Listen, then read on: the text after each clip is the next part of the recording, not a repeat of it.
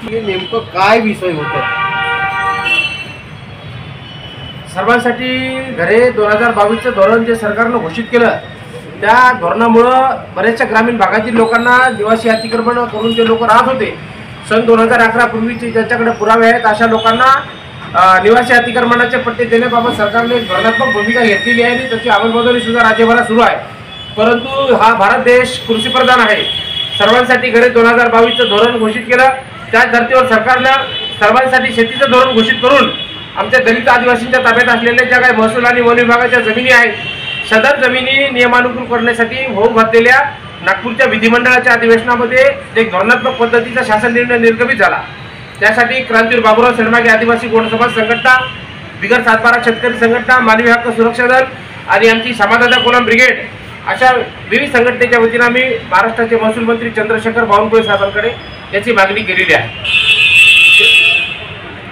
दुसरा मुद्दा असा आहे की गडचिरोली जिल्ह्यामध्ये आमचे जे आदिवासी समाजाच्या मूळ जमिनी होत्या, मूळ जमिनी गैर आदिवासी लोकांनी त्या कब्जात घेतल्या आणि त्या मीठ मिरचीच्या भावात घेतलेल्या जमिनी आज लाखो आणि करोडो रुपयाच्या भावात विकण्याचा गैर आदिवासी लोकांचा तो प्रयत्न आहे.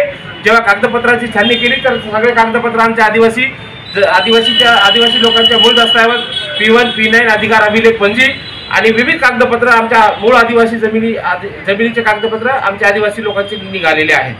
म्हणून ते मूळ आदिवासीचे कागदपत्र ग्राह्य धरून ज्या गैर आदिवासी लोकांनी जमिनी कब्जात घेतल्या अशा जमिनी तात्काळ सरकारनं मुक्त करून द्याव्या आणि आमच्या आदिवासींना त्यांच्या जमिनी त्यांच्या कागदपत्राप्रमाणे द्याव्या.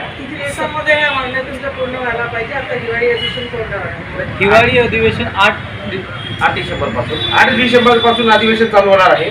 तर आम्ही 10 डिसेंबर हा मानवी हक्क दिवस म्हणून राज्यभरात देशभरात साजरा केला जातो. तर 10 डिसेंबरपर्यंत जर यांनी मागणी नाही केल्या तर 10 डिसेंबरला मोठ्या प्रमाणामध्ये आपल्या विदर्भातल्या 11 जिल्ह्यातून जे काही अनेकग्रस्त लोक आहेत ते घेऊन आम्ही सरकारच्या दारात बसणार.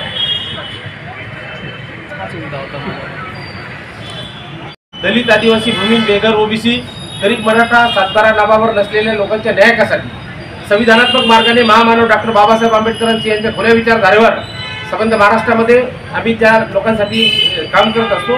आणि संघटनेचा जो मूळ अजेंडा आहे भूमिहीनांना जमिनी तर बेघरांना घरे, तर आमचे धोरणात्मक आंदोलन सुरू असते. आमच्या यापूर्वी आंदोलनाची दखल देवेंद्र फडणवीस साहेब यांच्या नेतृत्वात राष्ट्रीय लोकशाही आघाडीचं सरकार असताना त्या आंदोलनाची दखल घेतली आणि सर्वांसाठी घरे धोरण जे घोषित झालं ते आमच्या संघटनेचे राष्ट्रीय कार्याध्यक्ष डॉक्टर रेखा रणबावळे यांनी दादर चैत्यभूमी ते मुंबई मंत्रालयावरती मोर्चा काढला. त्या मोर्चाची दखल तत्कालीन महसूल मंत्री संजय राठोड, ग्रामविकास मंत्री पंकजा मुंडे, दादा भुसे या सर्व लोकांनी घेऊन ते धोरण घोषित केलं आणि ग्रामीण भागात त्याची अंमलबजावणी सुद्धा सुरू आहे. त्याच धर्तीवर सर्वांसाठी शेतीचं धोरण घोषित करण्यासाठी सुद्धा या सरकारनं पुढाकार घ्यावा हीच आमची आता या अधिवेशनातून मागणी.